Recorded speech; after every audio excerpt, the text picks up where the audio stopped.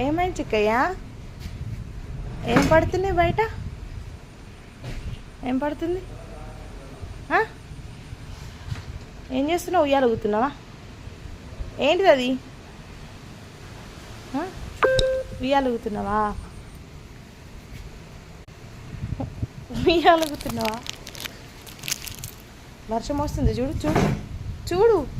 అమ్మో, వర్షం పడుతుంది చిక్కన్నా. చూసినావా?